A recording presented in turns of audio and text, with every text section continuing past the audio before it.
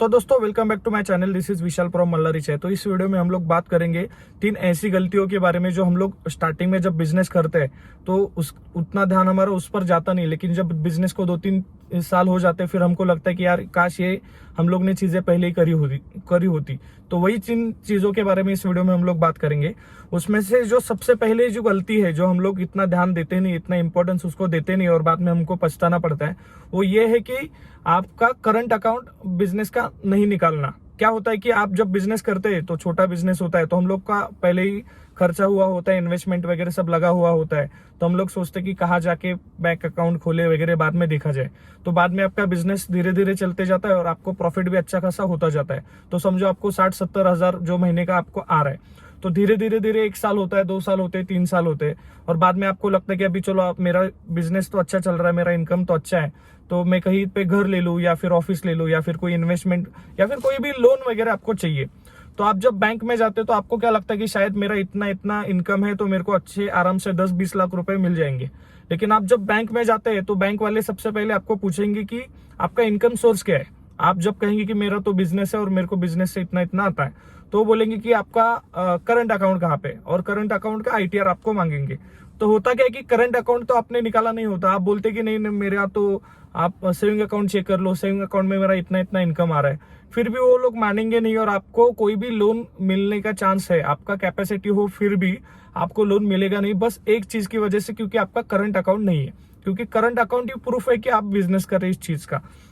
तो इसीलिए आप छोटा बिजनेस करो, बड़ा बिजनेस करो, कोई भी बिजनेस करो, सबसे पहले आपका करंट अकाउंट निकाल के रखो। आपको लगेगा कि शायद 5,000 बैंक में रखना पड़ेगा, 10,000 बैंक में रखना पड़ेगा, वो काय को रखे वगैरह, वो बिल्कुल मत सोचो। करंट अकाउंट अगर आप रखेंगे और उसको अच्छे से मेंटेन करेंगे तो बहुत अच्छा लोन आपको बहुत इजीली मिल सकता है। तो ये जो सबसे पहले यही चीज है जो हम लोग ज्यादा स्टार्टिंग में ध्यान देते नहीं है, और जब बाद में हमको जरूरत होती है तब हमें लगता है कि यार ये पहले अगर करा होता तो बहुत अच्छा मेरा फायदा होता। तो इसीलिए मैं आपको बता रहा हूँ, क्योंकि आप भी स्टार्टिंग, क्योंकि मैंने भी खुद देखा है कि मैं 2-3 साल 4 साल से बिजनेस कर रहा हूँ, 2 साल मेरा करंट अकाउंट ही नहीं था, क्योंकि मैं भी बिजनेस बढ़ाने के चक्कर में था, वो सब मेरा अच्छे से बढ़ रहा था और करंट अकाउंट ही नहीं है मेरा, जो बेसिक चीज। तो वो भी चीज मैंने गलती खुद करी है, उसके बाद मैंने सीखी है। दूसरी जो चीज है कि आपका एक बार आपने करंट अकाउंट खोला या फिर आपका सेविंग का भी है, तो हर साल उसका इनकम रिटर्न का जो आईटीआर है, आईटीआर फाइल हर साल आपको करना चाहिए। क्या होता है, क्योंकि आपने निकाला है, आप बिजनेस भी कर रहे हैं, करंट अकाउंट भी आपने खोल के रखा है, लेकिन अगर आपने आईटीआर नहीं निकाला तो भी उसका कोई मतलब नहीं। क्योंकि आप नॉर्मल सोचो, आप पॉलिसी भी निकालने जाएंगे, आप टर्म पॉलिसी भी निकालने का सोचेंगे कि नहीं अभी मेरा अच्छा इनकम है तो मैं 1 करोड़ का 2 करोड़ का टर्म पॉलिसी निकालता हूँ, उसके लिए भी अगर आप जाएंगे तो भी वो आप निकाल नहीं पाएंगे। क्योंकि अगर आपके पास आईटीआर नहीं है, तो लोन भी आपको बिजनेस के लिए लेना है, तो आपके पास अगर आईटीआर नहीं है तो वो लोग आपको बोलेंगे कि पहले आप आईटीआर लाओ, उसके बाद हम लोग बात करेंगे।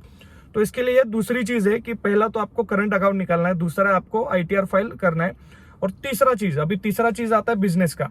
तो बिजनेस का जो भी डॉक्यूमेंटेशन है, जो भी पेपर वर्क है, जैसे रजिस्ट्रेशन करना है, ट्रेडमार्क रजिस्टर करना है, कंपनी रजिस्टर करना है, या फिर प्रोप्राइटरशिप ले रहे हैं तो वो रजिस्टर करना है, और जो जितने भी लाइसेंस है ये हमेशा आप क्लियर रखिए।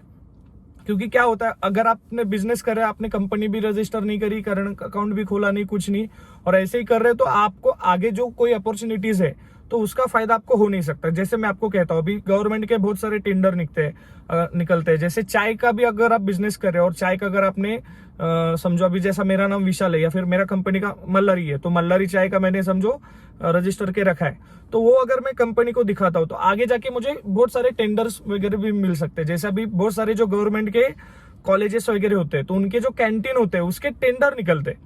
तो टेंडर का आपको पता ही नहीं है, मतलब पता ही नहीं चलता एक तो अपने को कि यार टेंडर होते, क्योंकि हमको लगता है कि यार कॉलेज का बिजनेस है, इतने सारे स्टूडेंट्स मिलेंगे तो बहुत अच्छे से मैं पैसा कमा सकता हूँ। लेकिन प्रॉब्लम क्या होता है कि आपको टेंडर का पता भी चला, लेकिन आपके पास कोई भी पेपर वर्क नहीं है, आपके पास कोई प्रूफ नहीं है कि आप इतने साल से बिजनेस में है, तो उसका कोई मतलब बनता नहीं। तो समझो आप 5 साल से बिजनेस कर रहे हैं लेकिन आपके पास कंपनी का कोई नाम नहीं, रजिस्ट्रेशन वगैरह ऐसा कुछ भी नहीं है, तो आप जब कोई टेंडर लेने जाते या फिर कोई भी अपॉर्चुनिटी आपके पास आती है तो फिर वो आप अच्छे से आपको मिल नहीं पाएगी, क्योंकि आपके पास पेपर पर ठीक नहीं है। आपका बिजनेस कितना भी अच्छा हो, पेपर पे होना जरूरी है, क्योंकि पेपर पे अगर नहीं होता है ना तो फिर आपको बैंक से, फाइनेंशियल से, या फिर अपॉर्चुनिटीज है या फिर कोई टेंडर है तो ये कोई भी चीज आपको मिलेगी नहीं, क्योंकि आप बोल रहे हैं ना बिजनेस है आपका 5 साल से, लेकिन प्रूफ क्या है आपके पास? आप थोड़ी दुकान का फोटो दिखाएंगे कि नहीं ये 2016 का फोटो है, 2017 का फोटो है। आपका पेपर पे लगेगा कि आपका अकाउंट स्टेटमेंट कैसा है, आपका लाइसेंस कब से है, आपका रजिस्ट्रेशन कब से है। तो ये जो चीजें जो छोटी है और जो हमको लगता है कि हम लोग बाद में करेंगे, लेकिन ये बहुत जरूरी चीज है जो अगर आप स्टार्टिंग से मेंटेन करेंगे तो आपको बहुत ज्यादा फायदा हो सकता है। और ये जनरली बहुत 90% लोग जो छोटे छोटे बिजनेस वाले होते हैं वो गलतियां करते हैं। मैंने भी करी है, मैंने भी उससे सीखा है। तो मैं बस चाहता हूं कि आप कोई भी बिजनेस करो, लेकिन ये 3 चीजें संभालो और 3 चीजें पहले स्टार्टिंग से करिए, ताकि आपको बाद में पछताना ना पड़े। तो यही बस मेरे को बताना था इस वीडियो में। आगे भी मैं धीरे धीरे बहुत सारे टॉपिक के ऊपर वीडियो बनाऊंगा जो बिजनेस से रिलेटेड है। जो छोटी छोटी चीजें हम लोग का ऊपर से ध्यान जाता नहीं है, लेकिन बाद में वो हमें ज्यादा महंगी पड़ सकती है।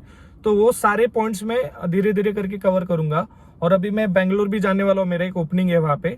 तो वहां पे भी अगर मैं पॉसिबल हुआ तो वहां पे भी मैं वीडियो निकालूंगा। और जैसे जैसे विजिट पे ब्रांचेस के जाऊंगा तो थोड़े बहुत एक कम से कम चैनल पे 8-10 वीडियो तो मैं ऐसे डालूंगा जिसमें अलग अलग शॉप है, उनका अलग अलग इनकम है, अलग अलग रेंट है, अलग अलग इन्वेस्टमेंट है, अलग अलग लोकेशन पे है।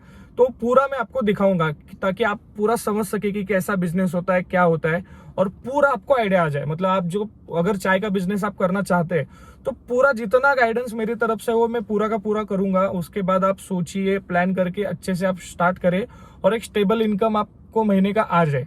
तो इसीलिए मैं ज्यादा से ज्यादा ट्राई करूंगा। इसीलिए आप चैनल को सब्सक्राइब भी करके रखिए। और दूसरा भी लोग मेरे को पूछते हैं कि सर आपका फ्रेंचाइजी का क्या है, कैसा है। तो जैसे ही मैं 500 सब्सक्राइबर हो जाएगा तो मैं पूरा डिटेल में बताऊंगा, एक वीडियो बनाऊंगा उसके ऊपर कि कितना फ्रेंचाइजी है, अपना ऑफर क्या रहता है, बाहर का जो नया नया स्टेट है या फिर नए नए डिस्ट्रिक्ट के लिए अपना क्या क्या ऑफर है। तो ये मैं पूरा आपको उस वीडियो में जैसे ही 500 सब्सक्राइबर हो जाएंगे तो मैं पूरा वीडियो बनाकर यूट्यूब पर डाल दूंगा। तो पूरी वीडियो देखने के लिए थैंक यू सो मच।